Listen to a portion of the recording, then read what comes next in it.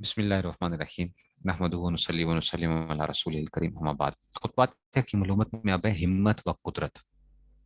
اس کی مسلمانوں میں آج کل بہت ہی کمی ہے. کہتے ہیں کہ فلاں کام ہم نے بہت ہی کرنا چاہا مگر نہیں ہوا. میں بقسم کہتا ہوں کہ ان لوگوں نے اس کا ارادہ ہی نہیں کیا، صرف تمنا ہی تمنا کی. ارادہ اس کا نام ہے کہ جس اختیاری کام کا خیال کرتے ہیں اسی کی دھن لگ جائے اور اپنی پوری کوشش میں صرف کر دے. ایسا کر کے پھر کوئی بتلائے کہ کام نہیں ہوا اور اس کے بعد بھی کام نہ ہوا کرے تو دنیا کا کام کیوں کر چلے. اس لیے جو شخص یوں کہے کہ میں نے ارادہ کیا اور پھر بھی کام نہیں ہوا، میں اس کی بات کبھی تسلیم نہ کروں گا، بلکہ اسے یہی کہا جائے گا کہ تم نے اس کام کی تمنا تو کی، ارادہ نہیں کیا. ایک شخص میرے پاس آئے جو بوڑھے ہو گئے تھے مگر نظر بد کے مرض میں مبتلا تھے، یعنی بد نظری کرتے تھے. آج کل لوگ یوں سمجھتے ہیں کہ جوانی میں گناہ نہیں چھوٹتے تو بڑھاپے میں جا کر چھوٹ جائیں گے، مگر میں سچ کہتا ہوں کہ جو گناہ جوانی میں نہیں چھوٹا وہ بڑھاپے میں بھی کبھی نہیں چھوٹے گا. درخت ککنو گرفت ست پائے، بنے روئے شخص برائے زجائے. اگر ہم چنا روزگار حلی بگر دونش از بیج برنگلی. ٹھیک ہے، تو وہ درخت جس نے ابھی جڑ پکڑی ہے، ٹھیک ہے نا، گرفت ست پائے یعنی، ٹھیک ہے نا، تو ایک شخص کی طاقت سے کیا ہو سکتا ہے، شخص کے برائے سجائے یعنی اڑ سکتا ہے. ٹھیک ہے نا، اگر ایسے ہی وقت گزرتا گیا نا تو بگر دونش از بیج برنگلی، تو پھر چرخی کی مدد سے بھی کیا نہیں، برنگلی جو ہے نا کہ مطلب چرخی کی مدد سے بھی جڑ سے نہ نکالے گا، یعنی آپ کو کاٹنا بڑا مشکل ہو جاتا ہے اس میں سے. جو گناہ ابھی جوانی میں نہ چھوٹا حالانکہ ابھی اس کی جڑ کمزور ہے، تو بڑھاپے میں کیا خاک چھوٹے گا جبکہ جڑیں مضبوط ہو جائیں گی اور چاروں طرف پھیل جائیں گی. نیز ایک بات تجربہ کی یہ ہے کہ ہمیشہ عفت جوان آدمی کی کبھی ہوتی ہے، کیونکہ جس میں جوانی میں تقاضا زیادہ ہوتا ہے اس کے روکنے کی قوت بھی زیادہ ہوتی ہے. دیکھو نا، روکنے کی قوت بھی زیادہ ہے انسان کے اندر کہ انسان اپنے آپ کو گناہ سے روک سکتا ہے.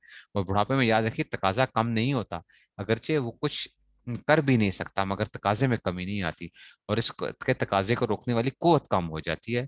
اور بھی کچھ نہ کچھ نظر بد میں وہ شخص مبتلا، اچھا جی، اور بھی کچھ نہ کچھ ہو نہ ہو اور بھی کچھ نہ ہو تو نظر بد میں تو وہ شخص مبتلا رہے گا ہی، خصوصاً جبکہ عورتیں اس کی نظر سے اعتراض بھی نہیں کرتی. ویسے بوڑھے آدمی اس سے پردہ کم کرتی ہیں، بہت وہ فیل نہ کر سکے گا، مگر میں کہہ چکا کہ مدار معصیت ارادہ پر ہے. جب ایک شخص نے معصیت کا پختہ ارادہ کر لیا اور پھر بوجہ ناکارہ ہونے کے اس کو پورا نہ کر سکا تو گناہ اس کے نام اعمال میں لکھا گیا. ایک آدمی کا پکا ارادہ، بوڑھا آدمی ہے، کچھ کر تو نہیں سکتا لیکن بد نظری تو کر سکتا ہے نا. غرض وہ بوڑھے شخص مجھ سے ملے کہ اس کی کوئی سہل تدبیر بتلاؤ کہ میں اس مرض سے نجات پاؤں. میں نے کہا سہل کی قید سے تو یہ مسلسل غیر متناہی چلے گا. مطلب آپ چاہتے ہو کہ آسانی سے چھوٹ جائے، ایسے نہیں ہوتا. آج آپ مرض کے سالے کی سہل تدبیر پوچھتے ہیں، کل کو اس تدبیر کو سہل کرنے کے لیے اگر وہ سہل نہ معلوم ہوئی دوسری تدبیر پوچھیں گے. اس میں کچھ دشواری پیش آئی تو پھر اس کی سہولت کے لیے اور تدبیر پوچھیں گے. اس طرح تو مرض کا علاج نہیں ہو سکتا. بس سہولت کی فکر نہ کیجیے، بجز ہمت کے اس کا کوئی علاج نہیں. آپ صرف ہمت کریں کہ آج سے آپ چھوڑ دیں کہ میں نے گناہ چھوڑنا ہے، ہمت کر لیں گناہ چھوٹ جائے گا، یقین کریں.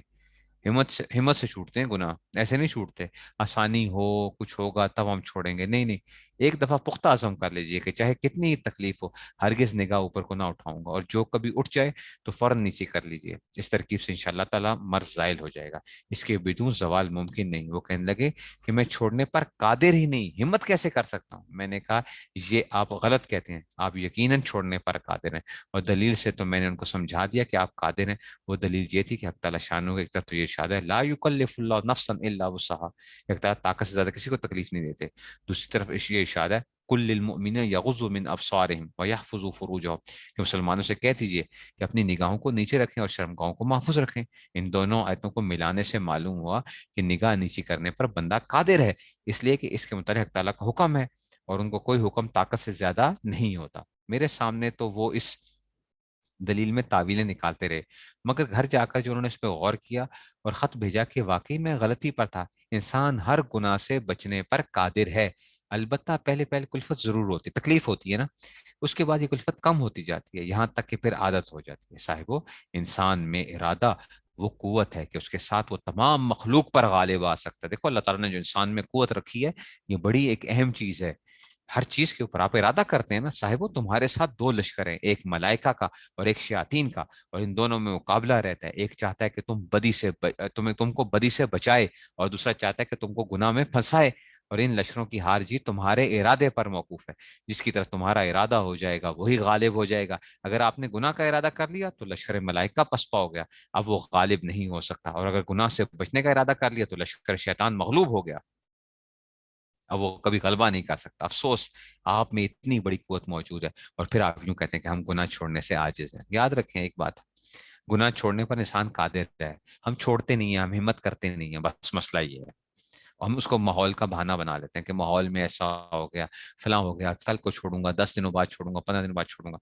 آج کل جو ہے یہ بڑی اہم چیز ہے, زبان کی حفاظت اور نظروں کی حفاظت کا بڑا اہتمام کریں. انٹرنیٹ سے گند بلا ہے بہت, بچائیں, اپنی نظروں کی حفاظت کریں. مردوں کو بھی چاہیے, عورتوں کو بھی چاہیے, ہر ایک کو چاہیے کہ اپنی نظروں کی حفاظت کرے, زبان کی حفاظت کرے. غیبت ہے, جھوٹ ہے اور بری باتیں ہیں, ان سب کو انسان چھوڑنے پر قادر ہے. آج سے ارادہ کر لیں, کہ آج سے پکا ارادہ کر لیں کہ جناب میں نے کیا کرنا ہے, میں نے گناہ نہیں کرنا, نظر کی حفاظت کرنی ہے, زبان کی حفاظت کرنی ہے. تو آپ دیکھیں آپ کیسے گناہ بچ سکتے ہیں. اللہ تعالیٰ مجھے بھی آپ سب کو ہمت نصیب فرمائے. وآخر دعوانا الحمد للہ رب العالمین.